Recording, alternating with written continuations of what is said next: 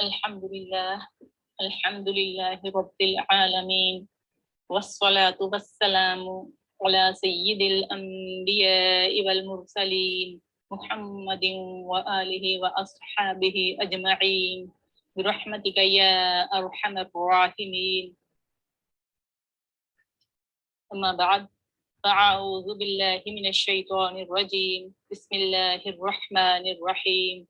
رب اشرح لي صدري ويسر لي أمري واحلل عقدة من لساني يفقهوا قولي.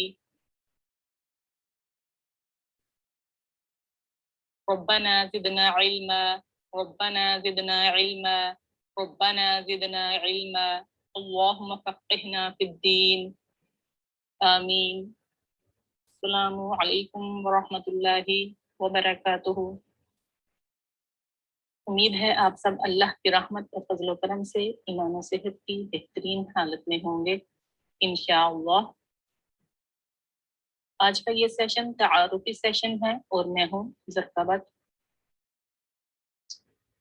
ہم الحمدللہ اللہ کی توفیق سے اس کورس میں تجوید کے چند بنیادی قواعد انتہائی مؤثر اور آسان الفاظ میں سیکھنے جا رہے ہیں۔ وہ قواعد جن کا تلاوت قرآن کریم کے دوران خیال رکھنا نہایت ضروری ہے۔ امید ہے آپ سب کو فائدہ ہوگا انشاءاللہ۔ تو آئیے آج کے سیشن کا آغاز کرتے ہیں۔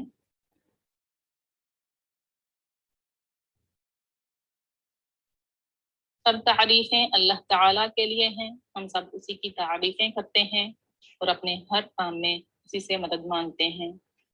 ہم اس رب العالمین سے اپنے گناہوں کی بخشش چاہتے ہیں اور اس پر ایمان لاتے ہیں اور اسی پاک ذات پر ہمارا بھروسہ ہے۔ ہم اپنے نفس کی شرارتوں سے اللہ کی پناہ طلب کرتے ہیں اور اپنے اعمال کی برائیوں سے بھی اس کی پناہ میں آتے ہیں۔ یقیناً جسے اللہ تعالی راہ ہدایت دے دیں اسے کوئی گمراہ نہیں کر سکتا، اور جسے اللہ تعالی اپنے در سے دھکار دیں اس کے لیے کوئی رہبر نہیں ہو سکتا۔ اور ہم گواہی دیتے ہیں کہ معبود برحق صرف اور صرف اللہ تعالی ہی ہے، اور وہ اکیلا ہے، اس کا کوئی شریک نہیں۔ اور ہم اس بات کی بھی گواہی دیتے ہیں کہ حضرت محمد صلی اللہ علیہ وسلم اس کے خاص بندے اور آخری رسول ہیں۔ تمام باتوں سے بہتر بات اللہ تعالیٰ کی کتاب ہے، اور تمام راستوں سے بہتر راستہ حضرت محمد صلی اللہ علیہ وسلم کا راستہ ہے، اور تمام کاموں میں بدترین کام وہ ہیں جو اللہ کے دین میں اپنی طرف سے نکالے جائیں۔ یاد رکھیں، دین میں جو بھی نیا کام نکالا جائے وہ بدعت ہے، اور ہر بدعت گمراہی ہے، اور ہر گمراہی دوزخ میں لے جانے والی ہے۔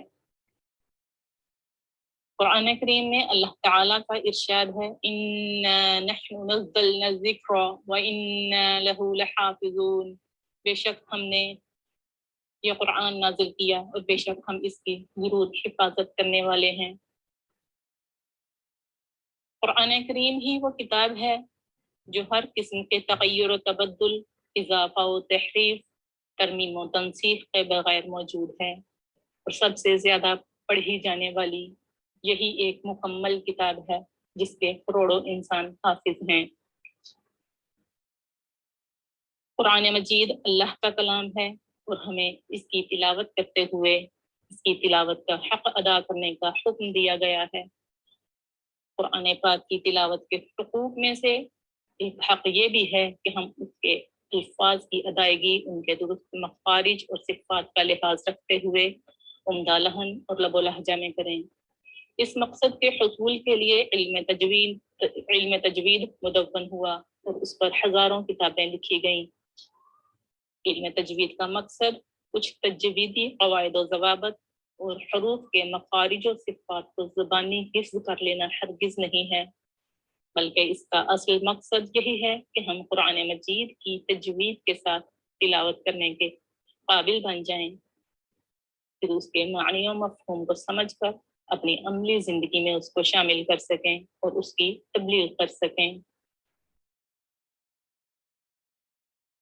ہم میں سے جو لوگ یہ تمام کام کرتے ہیں وہ اہل قرآن ہیں، اور ان کے لیے نبی کریم صلی اللہ علیہ وسلم نے مرحبا کہنے کی وصیت فرمائی ہے۔ مرحبا مرحبا بوصیت رسول اللہ صلی اللہ علیہ وسلم۔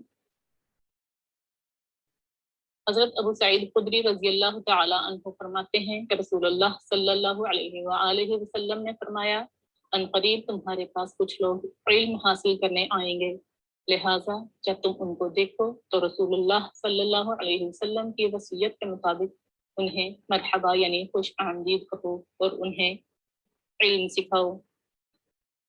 لہٰذا جب بھی آپ قرآن کریم کی کلاس جوائن کریں تو یہ بات ذہن میں رکھیں کہ اہل قرآن کو نبی کریم صلی اللہ علیہ وآلہ وسلم کی طرف سے مرحبا کہنے کی وصیت فرمائی گئی ہے، یعنی قرآن کریم سیکھنے والوں کو مرحبا کہا گیا ہے۔ تو آپ ان خوش قسمت ترین لوگوں میں سے ہیں جنہیں نبی کریم صلی اللہ علیہ وآلہ وسلم کی زبانی مرحبا کہا گیا ہے۔ عن عثمان بن عفان رضی اللہ تعالی عنہ عن النبی قال خیرکم من تعلم القرآن وعلمہ۔ عثمان بن عفان رضی اللہ تعالی عنہ سے مروی ہے کہ نبی کریم صلی اللہ علیہ وآلہ وسلم نے فرمایا، تم میں سب سے بہتر وہ شخص ہے جو قرآن سیکھے اور اسے سکھائے۔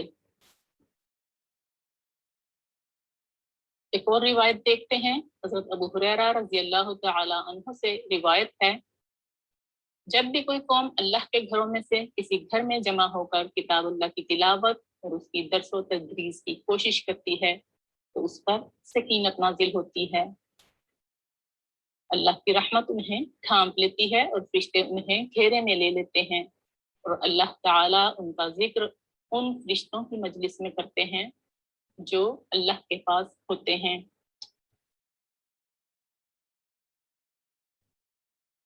اس حدیث مبارکہ سے ہمیں 4 باتوں کا پتہ چلتا ہے کہ جو لوگ اللہ کے کلام کی اللہ کے گھروں میں درس و تدریس کرتے ہیں، اس کی تلاوت کرتے ہیں، ان پر اللہ تعالیٰ کی طرف سے سکینت نازل ہوتی ہے، اللہ تعالیٰ کی رحمت انہیں ڈھانپ لیتی ہے اور فرشتے ان کو گھیرے میں لے لیتے ہیں، اور اللہ تعالیٰ ایسے لوگوں کا ذکر اپنے پاس موجود بہترین مجلس میں یعنی فرشتوں کی مجلس میں کرتے ہیں۔ تو ہم میں سے کون ہے جو ان مذکورہ بالا باتوں میں سے کسی ایک کی بھی خواہش نہیں رکھتا ہو؟ کیا یہ خوب بات ہے کہ ایک ہی عمل میں یہ تمام فضیلتیں ایک ساتھ جمع ہو جاتی ہیں۔ ایک اور روایت کے الفاظ ہیں، قال النبی صلی اللہ علیہ وسلم ان افضلکم من تعلم القرآن وعلمہ، تم میں سے افضل ترین وہ ہے جو قرآن مجید سیکھے اور سکھائے۔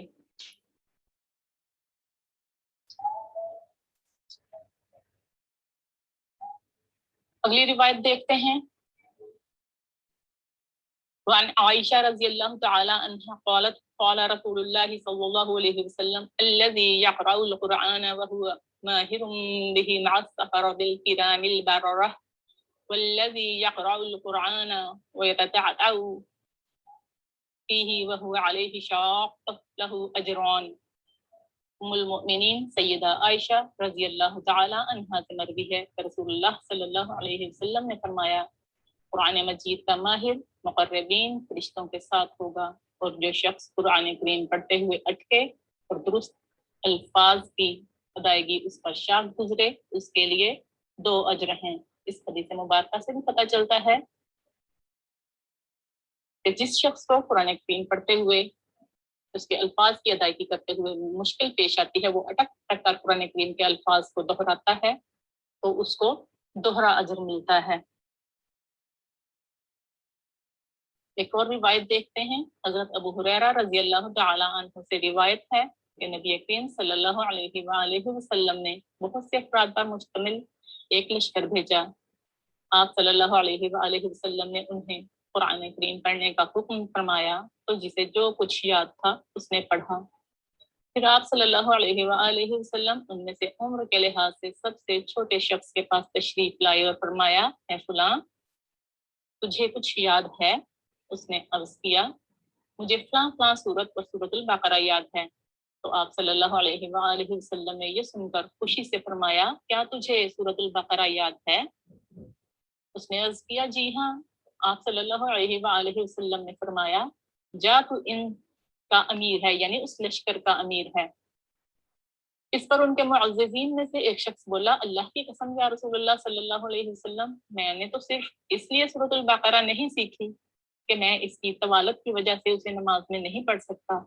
تو نبی کریم صلی اللہ علیہ وسلم نے فرمایا قرآن سیکھو اور اسے پڑھتے رہا کرو، اس لیے کہ جو قرآن سیکھے پھر اسے پڑھے اس کی مثال اس تھیلے کی سی ہے جس میں مشک بھرا ہوا ہو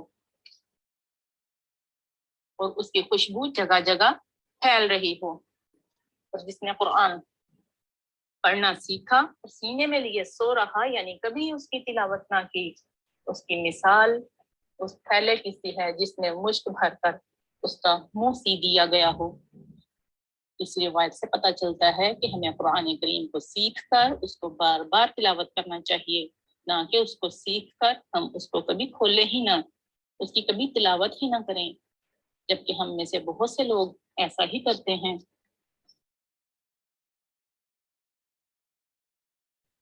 قرآن کریم ہی وہ واحد کتاب ہے جس نے قرآن گمراہ انسانوں کو سیدھا راستہ دکھایا، اور منکرین خدا اور رسول اسی قرآن ہی کی بدولت دنیا کے عظیم ترین رہنما بن گئے۔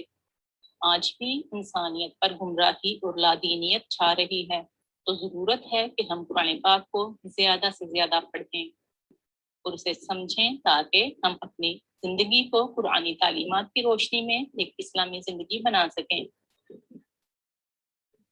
یاد رکھیں جب تک ہم تلاوت ہی نہیں کریں گے تو ہم قرآن کریم کو سمجھ کیسے سکتے ہیں، اور جب تک ہم قرآن کریم کے معنی و مفہوم ہی نہیں سمجھیں گے تو قرآن کریم پر عمل کا تو تصور ہی پیدا نہیں ہو سکتا۔ ضروری ہے کہ ہم تلاوت قرآن پاک کو اپنی زندگی کا معمول بنا لیں۔ جس طرح قرآن کریم کو پڑھنا اور اس کو سمجھ کر اس پر عمل کرنا ضروری ہے، اسی طرح قرآن کریم کو صحیح پڑھنا بھی نہایت ضروری ہے۔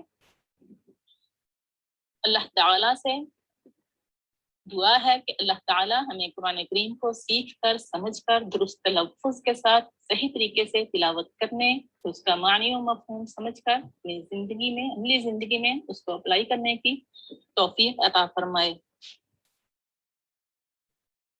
اللہ تعالیٰ ہماری اس معمولی سی کاوش کو اپنے فضل و کرم سے صرف قبولیت بخشے۔ آئندہ آنے والے اسباق میں ہم انشاءاللہ تجوید کی اہمیت قرآن و حدیث کی روشنی میں جانیں گے اور قواعد کا باقاعدہ آغاز کریں گے۔ اللہ تعالیٰ آپ سب کا اس کلاس میں شامل ہونا، اس کو سننا، اس کو پڑھنا اپنی بارگاہ میں قبول و منظور فرمائے، اپنی رضا کا باعث بنائے۔